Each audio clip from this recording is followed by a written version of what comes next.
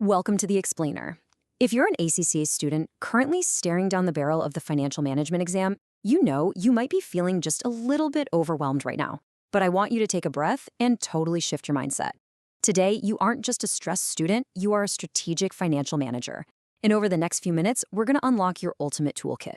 We'll be breaking down some of the absolute most critical, highly tested concepts from the FM and AFM materials so you can walk into that exam room with total confidence. Picture this scenario. Your UK-based company has just closed a massive deal overseas, and you're expecting a $1 million receipt in exactly 3 months. Congratulations, right? Well, actually, hold off on the celebration, because in those 3 months, exchange rates could swing wildly. So how do you protect that future cash flow? Because if the dollar drops against the pound, your $1 million triumph could literally turn into a catastrophic loss. That real-world pressure, that is exactly what financial management is all about. It's not just crunching numbers. It's about actively defending and growing the business. Before we start pulling out the heavy machinery of this toolkit, we really have to understand our foundational objective. Like, why do we make these decisions in the first place?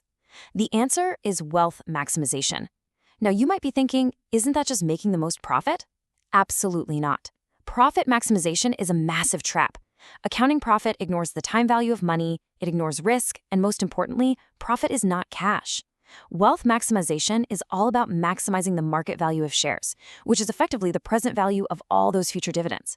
It's a long-term, cash-based, risk-adjusted focus. Keep that compass in mind for literally every decision we talk about today.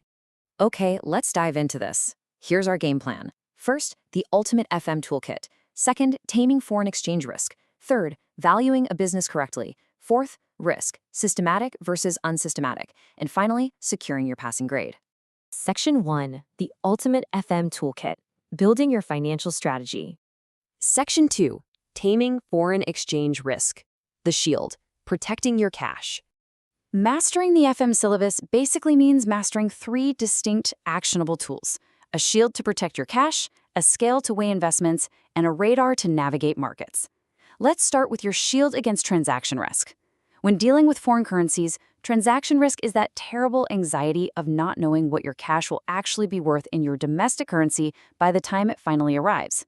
To shield against this, look at the sheer beautiful certainty of a forward contract. It's an agreement to buy or sell currency at a fixed rate on a future date. Now, what's really interesting here is that it's highly customizable to your exact amount and exact date, and there's absolutely zero upfront premium to pay. You lock in the rate today. The catch? You are legally bound. If the spot rate magically moves in your favor over those 3 months, too bad. You can't take advantage of it. But remember, as a financial manager, you aren't gambling. You are securing certainty. But what if you want to use the time value of money and interest rates to your advantage? Enter the money market hedge. Now, I know this is often seen as a really horrible complex theme in the exam, but let's just slow down and break it into 4 simple mechanical maneuvers. Let's say you're expecting a receipt in a foreign currency. Step 1, you borrow an amount in that foreign currency right now. Step 2, you immediately convert that borrowed money into your domestic currency at today's spot rate. Boom! Exchange rate risk is instantly eliminated. Step 3, you invest that domestic currency in your local bank to start earning interest. And finally, step 4, when your foreign customer finally pays you months later, you use that exact receipt to pay off the foreign loan you took out back in step 1. If you take a mental screenshot of anything today, make it this. Money market hedge equals borrow, convert, invest, repay. Say it over and over. Borrow, convert, invest, repay. If you have a foreign receipt, you borrow foreign, convert at spot, invest domestic, use receipt to repay. It completely bypasses the forward markets by using the money markets instead. Take this one-line mantra straight into the exam room with you. You'll thank me later.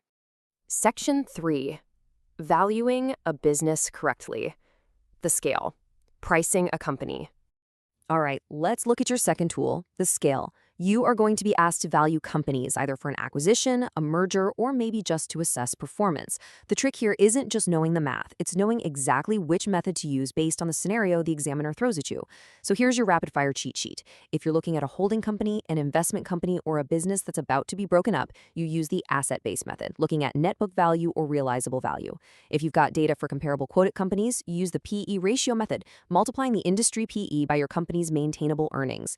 If the company has a long solid history of paying steady, growing dividends, use the dividend valuation model, or DVM. And finally, if you have a mature company with highly predictable cash flows, you use the discounted cash flow, or DCF method, finding the present value of future free cash flows to the firm. And this brilliantly illustrates the real test of the FM exam. The examiner will give you a scenario, and they are testing your commercial acumen to select the right valuation tool.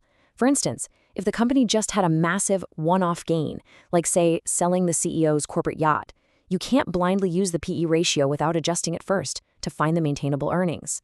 Or if they don't even pay dividends, well, the DVM is obviously useless. You have to choose your weapon based on the specific company type in the scenario. Section 4. Risk. Systematic versus unsystematic. The radar. Navigating uncertainty.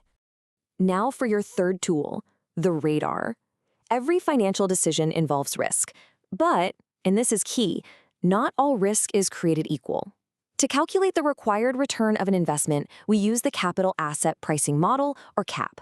And to really understand CAP, you have to grasp this fundamental difference. Unsystematic risk is specific to a single company. Imagine a worker strike, a random factory fire, or a sudden change in local management. As an investor, you can completely eliminate this risk simply by diversifying, by holding a portfolio of many different shares. Because you can eliminate it, the market is absolutely not going to pay you a premium for taking it. Systematic risk, however, is market risk. We're talking things like inflation, global interest rate hikes, or a massive economic recession. This affects all companies across the board. You simply cannot diversify it away. So the crucial point is this. CAPM only prices systematic risk because investors are assumed to be rational and diversified. They only demand a return for the market risk they simply have to accept. This is measured by beta. A beta of 1 means the company moves exactly in sync with the market. Greater than 1 means it's more volatile. Less than 1 means it's less volatile. Lock this concept in your brain for sure. Systematic equals market risk. Unsystematic equals specific risk. Section 5. Securing your passing grade. Exam strategy and execution. Okay, we've covered the shield, the scale, and the radar. Now for the execution phase. Because let's face it, you can know all the theory in the world, but if you fall into the examiner's traps, you lose vital marks. Let's secure that passing grade. Here are the classic, highly tested exam traps and their immediate fixes. Trap number 1. In a net present value question, students constantly forget about working capital at the end of the project. The fix? Always remember to release the working capital in the final year as a cash inflow. Trap number 2, using accounting profit instead of cash flows for investment appraisal. The fix? Always add back depreciation. It is a non-cash expense. Trap number 3, when calculating free cash flow to the firm, students accidentally deduct interest. The fix? FCFF is cash available before interest is paid. Do not double count it.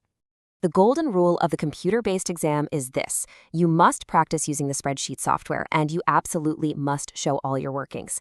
In FM, you get method marks. Even if you completely mess up the tax calculation in year 1, if you pull that wrong number down and apply the discount rate correctly in year 5, you still get the method marks for that later step. State your assumptions clearly, show every single step, and never just leave a calculation hanging there. Always link your final number back to a tangible piece of strategic advice for the board. And that brings us to our final thought.